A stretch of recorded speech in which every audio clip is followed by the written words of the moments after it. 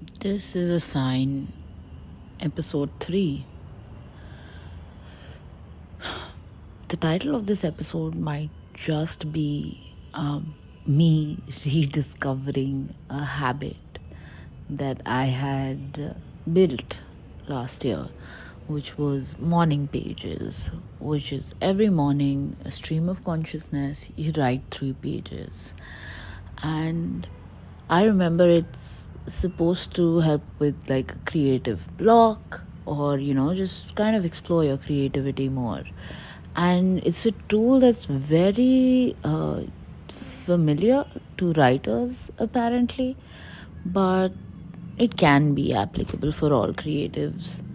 So I was pretty consistent with that, and I don't know when I dropped off. I actually do know when I dropped off. This is my last page, right? Yeah, it was the 14th of March last year. And today is the 26th of March. So, wow, almost a year later, it's me revisiting some of my last entries. And I ended up coming across some things I had written that really struck me, that it feels so alien that I ever wrote them, or that is what my thought process was. I think while I was writing it, I never anticipated how poetic or how deep these thoughts were. Sometimes you just think things, you write things, and you move on. And now, kind of reflecting back at them, it just feels beautiful and intense. And if I've forgotten it, and now that I read it, the person who's written it seems much more in tune with herself, even though lost, but much more in tune with herself than I guess I am now. I feel like there is a lot of preface before this also that I want to talk about, right? Like a lot of what I have written about, majority of it has been being lost, has been being demotivated, or procrastinating, feeling incapable, having all these fears that kind of surrounded me. And funnily enough, I don't think those are things I feel as of this moment, as of today. All those fears kind of subsided. Things that seemed so daunting and so big started, ended, never came to fruition, all of it, and it didn't kill me.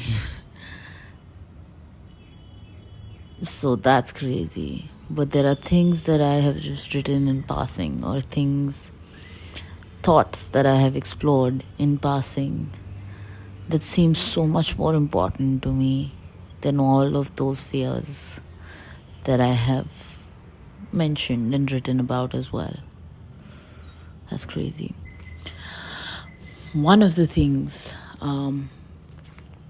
that I had written, right, one of my first entries in this book that I'm reading, which I think has 4 entries. Okay, 4 entries.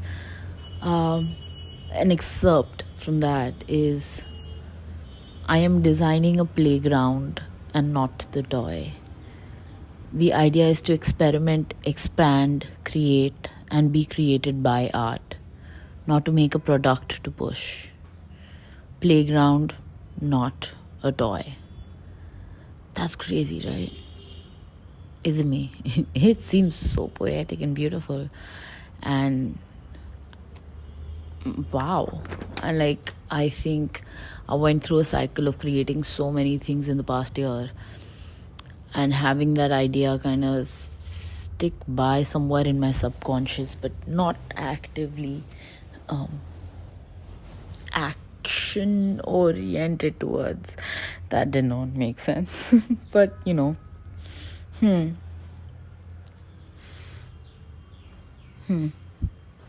hey, This is a sign podcast also started because I just wanted to create for no other reason than to be a part of creation. So I guess this is sort of a full circle moment. Is this a playground and not a toy? I don't know. I don't think you know, right? When you're collecting every grain of sand to build something, you don't know whether you're building a castle or a playground. So, okay, let's move on to the next entry. A thing about morning pages is that you start writing it and it turns into a stream of consciousness, and sometimes an idea just strikes you and you keep writing about it. So the next two entries I think that I have mentioned, or that I'm about to mention, that's what they started as. It's just a inspiration, a writing thought that kind of took itself somewhere and I allowed it to go there. Hence, I think why it's such a big tool for writers to kind of get over their block. But I'm about to read them because, I don't know, it's beautiful and it might strike somebody somewhere. It might strike me when I listen to this podcast, probably a year from now. And through the storms, a light shone, a sparkle gleaming like no other, offering only the most luxurious treasures as its source. And just as the sparkle shifted, so did it move across the sailor's eyes, reflecting. To reroute for the treasure alone. Okay, I'm gonna repeat that sentence.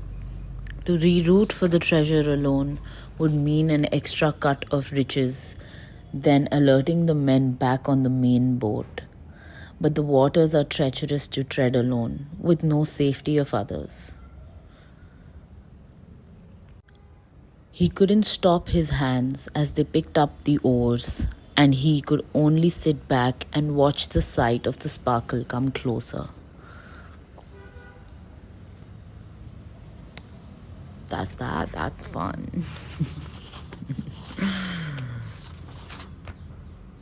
The third thing I wrote is a hypothetical interaction. Now, reading makes me yawn, okay? So there will be points I'll just yawn in the middle. Don't question why, it just makes me yawn. There was somebody in my life that I think I've written this hypothetical situation about. And I don't know whether it was inspired by a dream, it was a thought. It's been a year. So I guess here goes something. As our lips touched, it was a familiar cushioning, but one I hadn't experienced in a long time. We kissed, and something in me wanted to open my eyes and look at him. A sick need to see him lost and submitted to his desires. A moment where I could still feel that sense of control over him, inadvertently giving me control over ways he fucked me up. As I opened my eyes, I met his. They were already staring at me, as if waiting for mine. But he didn't shake at our eyes meeting. He was lost in his senses of power and achievement, his sense of justice and retribution. We both continued to run our hands through each other's bodies that we had memorized at one point. But now the feeling of holding each other felt sinful, yet right, for my inner woman who was hurt and selfless and felt undervalued. I felt in control, selfish and desired. A position I could leave anytime and not have to deal with the regular mundaneness of what our relationship became. Like flashes of a dream, our previous lives flashed before our eyes in slices, mixed with the moment we were in, intensely staring at each other. But something was different for us. The eyes weren't in love, neither his nor mine. We both knew we were here for ourselves, for the first time, and not each other. We gave up the wrong parts of ourselves in the relationship to each other and silently expected the wrong things back. Today, we'd come to pick up parts of each other we left with each other, shards of soul, pieces of heart, and a cracked, damaged idea of love. We looked at each other as we intangibly took back everything from each other that falsely made us feel whole together. Parts of me that were captive returned, but I had no place for them in me anymore. I had left and grown beyond the need of them when I knew I could never go back. So I had things I could store outside of me, but at least no part of me will ever be with him. Just memories. That might be one of my favorite things I have written. One of. But yeah, this might be episode 3.